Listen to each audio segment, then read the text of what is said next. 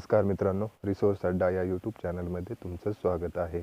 आज आपण भारताचे आर्थिक पाहणी 2019-20चा जो अहवाल आहे तो पाहणार आहोत. हा अहवाल जो आहे राज्यसेवा पूर्व परीक्षा 2020 आणि कंबाईनची पूर्व परीक्षा 2020 या दोन्हीसाठी कामाला येणार आहे. तर पाहूयात याच्यामध्ये जे इम्पॉर्टंट पॉईंट आहेत ते परीक्षेच्या दृष्टीने ते आपण पाहूयात. हा अहवाल कोणी मांडला? निर्मला सीतारामन यांनी कधी मांडला? 31 जानेवारी 2020 रोजी. भारताचे आता सध्याचे आर्थिक सल्लागार कोण आहेत? के.व्ही. सुब्रमण्यम. आपलं आर्थिक वाढीचं जे भाकीत केलेलं आहे GDPचा ग्रोथ रेट तो 2019-20 साठी किती आहे? 5% आणि 2020-21 साठी 6 ते 6.5%. आणि बाकीच्या ज्या 3 वर्षाचा जो ट्रेंड दिलेला आहे तो फक्त आपल्याला लक्षात ठेवायचा. हा ट्रेंड कसा आहे? तो कमी होत चाललेला आहे. 8.2%, त्यानंतर 7.2 आणि 6.8%. पुढे पाहूयात. जर आपण क्षेत्रनिहाय जर GDP ग्रोथ रेट जर बघितला तर तो कसा आहे? 2019-20 साठी फक्त लक्षात ठेवा किती? कृषीसाठी 2.8%, उद्योगासाठी 2.5% आणि सेवा क्षेत्र 6.9%. इथं कृषीचा जो रेट आहे तो कमी होत गेलेला आहे आणि उद्योगाचा जो आहे तो ट्रेंड असा काही फिक्स नाही आहे आणि सेवा क्षेत्राचा पण कमी होत गेलेला आहे. पुढे पाहूयात. 2019 मध्ये भारतीय अर्थव्यवस्थेचा आकार किती? 2.9 ट्रिलियन अमेरिकन डॉलर एवढा आहे आणि आपलं लक्ष्य काय आहे? 2025 पर्यंत ते 5 ट्रिलियन डॉलरची अमेरिकन डॉलरची इकॉनॉमी बनवायची आहे. आता सध्या भारतात कितव्या? 6व्या नंबरची अर्थव्यवस्था आहे. GDPच्या आकारामध्ये जर काउंट केलं तर कितवी? 5व्या नंबरची अर्थव्यवस्था आहे. इथं आपल्याला टोटल 6 जगातल्या टॉपच्या 6 अर्थव्यवस्था दिलेल्या आहेत. त्यामध्ये पहिली कोण आहे? अमेरिका, त्यानंतर चीन, जपान, जर्मनी, त्यानंतर येतो भारत आणि UK. आणि हा स्रोत कोणता आहे? IMFचा. जर आपण वर्ल्ड बँकच्या दृष्टीने जर पाहिलं तर हा आकडा चेंज होतो. आय थिंक वर्ल्ड बँकच्या दृष्टीने जो आहे आपण 7व्या नंबरची अर्थव्यवस्था येते आपली. पुढे पाहूयात. आर्थिक पाहणी अहवाल जो आहे त्याचं मुखपृष्ठ कसलं आहे? निळसर जांभळ्या रंगाचं मुखपृष्ठ आहे. आणि 2018-19चं कसलं होतं? आकाशी रंगाचं. हे निळसर जांभळा म्हणजे आपली जी आत्ताची 100 रुपयाची नोट जी आहे तर त्याप्रमाणे जे आहे त्याचा मुखपृष्ठ होतं. याची संकल्पना काय आहे? तर pro business policies and strengthen ही जी आहे ती याची थीम होती या अर्थसंकल्पाची. आणि हा अहवाल जो आहे तो कशावर डिपेंड आहे? इथिकल वेल्थ क्रिएशनच्या आधारावर, म्हणजेच नैतिक संपत्ती निर्माणावर. हा अहवाल जो आहे 2 खंडामध्ये डिवाइड केलेला आहे. पहिला खंड काय आहे? भारतीय अर्थव्यवस्था जी आहे 5 ट्रिलियन डॉलर जो बनवायचं लक्ष्य जे आहे तर त्याच्याबद्दलची रणनीती त्याच्यात दिलेली आहे. आणि दुसरं काय खंड? त्यामध्ये भारतीय अर्थव्यवस्थेचा सर्वकष गोषवारा तिथं दिलेला आहे. पुढे पाहूयात. आता फिस्कल डेव्हलपमेंट म्हणजेच राजकोषीय विकास जो आहे तर याच्याबद्दल पाहूयात. राजकोषीय तूट जी आहे ती 2019-20 साठी किती होती? 3.3% आणि 2020-21 साठी लक्ष किती ठेवले आपलं? 3.5%.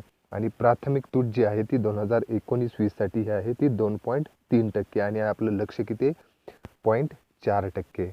हे उद्दिष्ट आणि 2019-20चं एवढं लक्षात ठेवा फक्त. इथं प्रायमरी डेफिसिट 0.4% आपल्याला बनवायचं आहे. पुढे पाहूयात.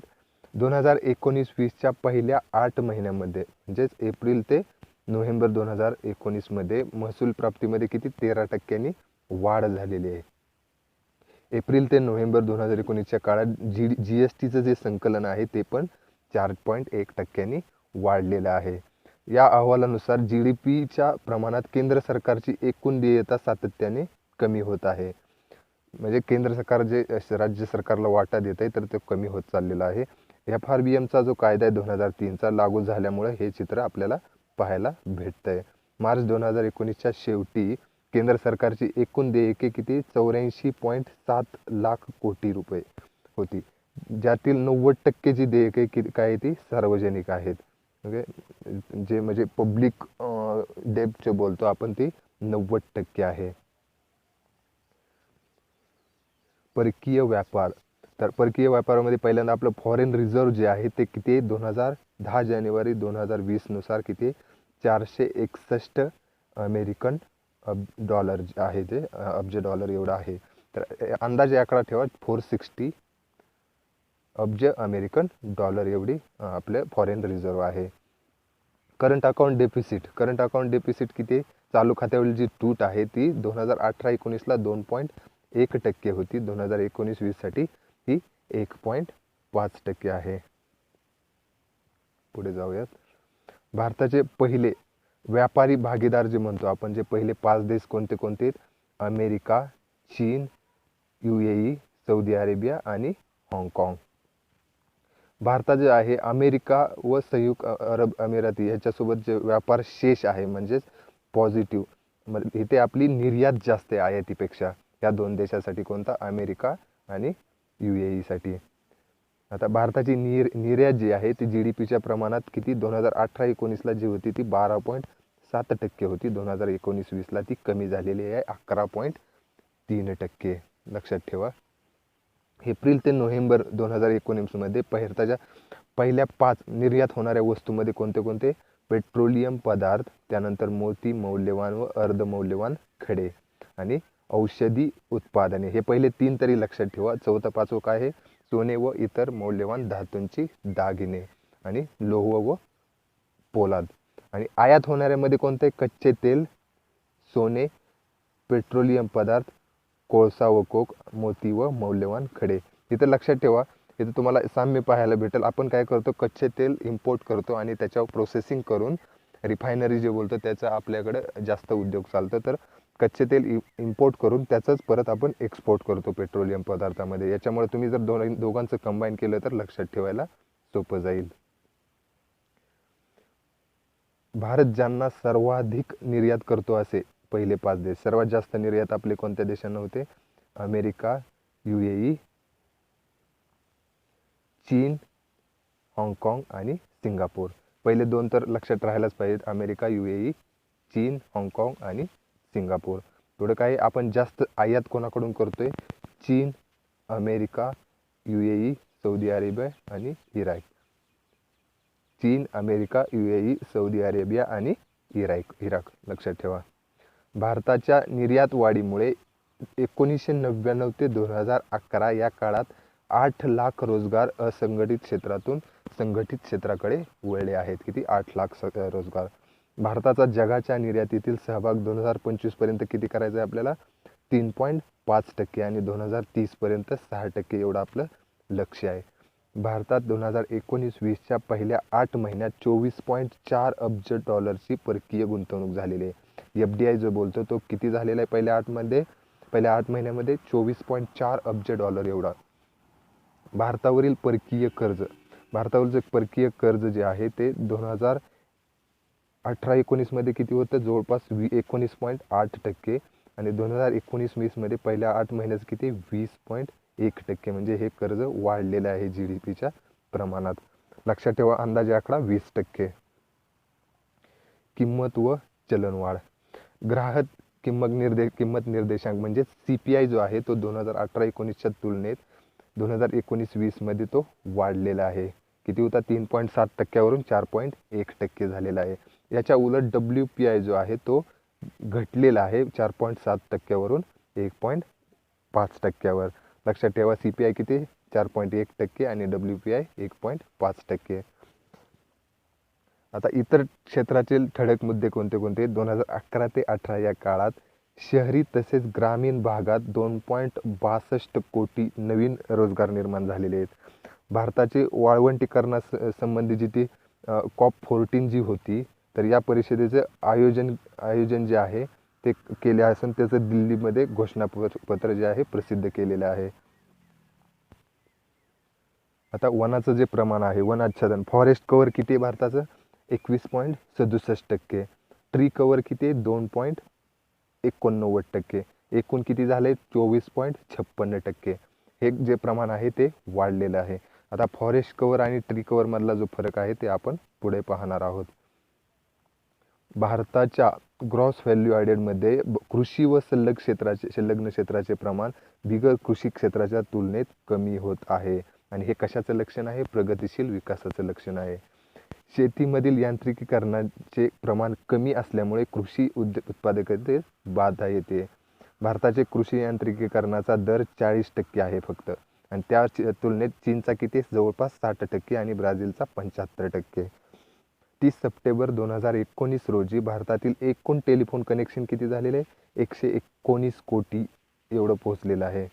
गुजरात, मेघालय, पुदुच्चेरी, पंजाब व राजस्थान कारखानदारी क्षेत्रात उद्योजकात सर्वात जास्त असल्याचे या अहवालात म्हटले आहे. कोणते?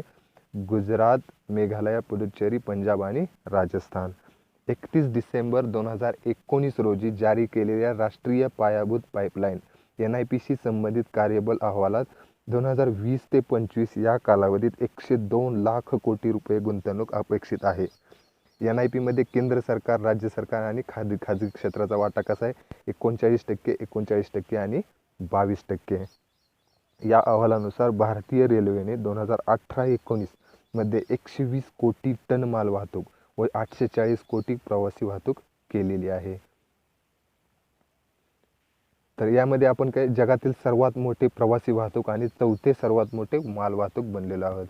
या अहवालानुसार भारताचा 95% माल जो आहे आणि 68% किमतीचा माल हा समुद्रमार्गे याचा व्यापार होतो. 30 सप्टेंबर 2019 रोजी पर्यंत भारताच्या समुद्री ताफ्यात 1419 जहाजे आहेत. किती जहाजे? 1419. अमेरिका आणि चीन नंतर भारत हा जगातील तिसरा मोठा ऊर्जा वापरकर्ता देश आहे. कोणता? अमेरिका, चीन आणि त्यानंतर येतो भारत. कोळसा, कच्चे तेल, नवीकरणीय ऊर्जा आणि नैसर्गिक वायूद्वारे भारताची ऊर्जेची गरज भागवली जाते. या अहवालानुसार भारतात 95 खनिजाचे उत्पन्न होते, ज्यामध्ये 4 हायड्रोकार्बन ऊर्जा खनिजे, 5 अणुऊर्जा खनिजे, 10 धातू खनिजे आणि 21 बिगर धातू खनिजे व 55 गौण खनिजे आहेत. खाण व उत्खनन क्षेत्राचे 2018-19 साली जीडीपीमधील किती प्रमाण? 2.38% आहे. GDP मध्ये बांधकाम क्षेत्राचा वाटा 24% आहे. सेवा क्षेत्राचा भारताच्या एकूण परकीय गुंतवणुकीतील वाटा जवळपास 66% आपण म्हणू शकतो. 66% इतका आहे सेवा क्षेत्राचा. 36 राज्य व केंद्रशासित प्रदेशांमध्ये पैकी 15 राज्ये व केंद्रशासित प्रदेशांमध्ये सेवा क्षेत्राचे योगदान 50% पेक्षा जास्त आहे. केंद्र व राज्याचा सामाजिक सेवावरील खर्च GDPच्या प्रमाणात 2014-15 मध्ये तो 6.2% होता. कुठं? सामाजिक सेवावरील खर्च. तो 2019-20 मध्ये किती झालाय? 7.7%. केंद्र व राज्य सरकारकडून सामाजिक सेवांवर केला जाणारा खर्च यामध्ये शिक्षणावर किती होते? 3.1%, आरोग्यावर जवळपास 1.5% आणि इतरमध्ये 3%, जवळपास 7.7% आपण म्हणू शकतो.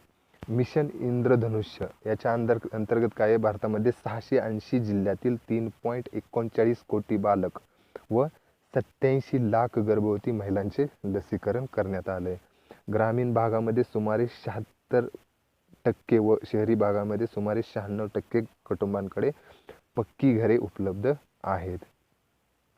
स्वच्छतेसंबंधीच्या वर्तनात बदल घडवून आणण्यासाठी तसेच घन व रासायनिक कचरा व्यवस्थापनाचा विस्तार करण्यासाठी 10 वर्षीय ग्रामीण स्वच्छता रणनीती किती 2019 ते 29 ही आखण्यात आलेली आहे. शाकाहारी थाळीच्या किमतीचा विचार करता झारखंड राज्य सर्वात परवडण्याजोगी असून मांसाहारी थाळीचा विचार करता झारखंड व छत्तीसगड सर्वात परवडण्याजोगी राज्ये आहेत. हा आपला होता इकॉनॉमिक सर्वे 2019-20. यातले सगळेच पॉईंट जे आहेत ते खूप महत्त्वाचे आहेत परीक्षेच्या दृष्टीने. तर आपण हे सगळे पॉईंट लक्षात ठेवण्याचा प्रयत्न करायचा आहे. धन्यवाद.